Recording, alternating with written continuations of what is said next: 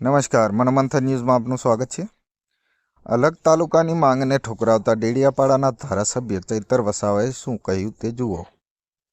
હાલ પંચમહાલ અને દાહોદ જિલ્લામાંથી એક સૂચિત ગુંદી તાલુકાની કાલોલ ધારાસભ્ય ફતેહસિંહ ચૌહાણ દ્વારા માંગ કરવામાં આવી છે, જેને લઈને લોકોએ વિરોધ નોંધાવ્યો છે, જેમાં દામાવા રીછવાણી સહિતના ગ્રામજનો અગાઉ કલેક્ટર તેમજ મુખ્યમંત્રી જેવા પ્રશાસનને આવેદનપત્રો પણ આપવામાં આવ્યા છે અને આદિવાસી યુવા સમિતિ ઘોગંબા દ્વારા ગુંદી તાલુકાના વિરોધમાં વિશાળ જનમેદની સાથે રેલી સ્વરૂપે જઈને તાલુકા વિકાસ અધિકારી ઘોગંબા થકી રાષ્ટ્રપતિને આવેદનપત્ર આપ્યું હતું, જેને લઈ ડેડિયાપાડાના ધારાસભ્ય ચૈતર વસાવા શું કહી રહ્યા છે, જુઓ સમગ્ર વિડીયોમાં।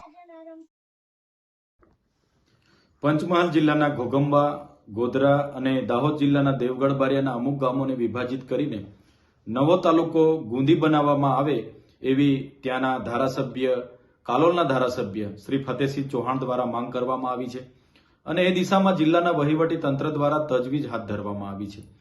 ત્યારે જે 48 ગામો ઘોગંબાના સમાવેશ કરવાની વાત એમણે કરી છે, એ ગામોના લોકોએ પોતાનો વિરોધ નોંધાવ્યો છે। ત્યાંના આદિવાસી યુવા સમિતિ દ્વારા છેક રાષ્ટ્રપતિ સુધીની રજૂઆતો એમણે કરી છે। ત્યારે એમની રજૂઆતો અમે પણ સાંભળી છે અને યોગ્ય છે, ત્યારે અમારું એમને સમર્થન છે અને અમે એમની સાથે છે। ઘોગંબા વિસ્તાર એ આદિવાસી વસ્તી ધરાવતો વિસ્તાર છે। ત્યાં અનુસૂચિ 5 લાગુ છે। બંધારણના આર્ટિકલ 244(1) મુજબ એની પેટા કલમ 13 ક અંતર્ગત આ અનુસૂચિત ક્ષેત્ર અનુસૂચિત જનજાતિ માટે પંચાયતથી લઈને તમામ બેઠકો રિઝર્વ હોય છે। ત્યારે નવા તાલુકા અસ્તિત્વમાં આવવાથી આ રિઝર્વેશન અને અનુસૂચિત જનજાતિને મળેલા અધિકારોનું હનન થશે। ત્યારે અમે સરકારશ્રીને કહેવા માંગીએ છીએ, જે પણ જિલ્લાઓ ભૂતકાળમાં અસ્તિત્વમાં આવ્યા છે, જે પણ તાલુકાઓ અસ્તિત્વમાં આવ્યા છે, ત્યાં આજે કલેક્ટર, એસપી, ડીડીઓ, ડીસીએ, પ્રાયોજના, પ્રાંત, મામલતદાર, ટીડીઓ એવી જગ્યાઓ તો ભરી દેવામાં આવી છે, પણ જે લોકોના કામ માટે વહીવટી કામ માટેની જગ્યાઓ ફૂલ ભરવામાં આવે છે, પણ પ્રજાના કામ માટેની જગ્યાઓ મદદનીશ કમિશનર હોય, આશ્રમશાળા અધિકારી હોય, તકેદારી અધિકારી હોય, જિલ્લા આયોજન અધિકારી હોય કે ડીઆરડીની હોય કે નીચે જે પણ જગ્યાઓ છે, આજે પણ 3-3, 4-4 જિલ્લાના ચાર્જમાં એક જ અધિકારી ચલાવી રહ્યા છે।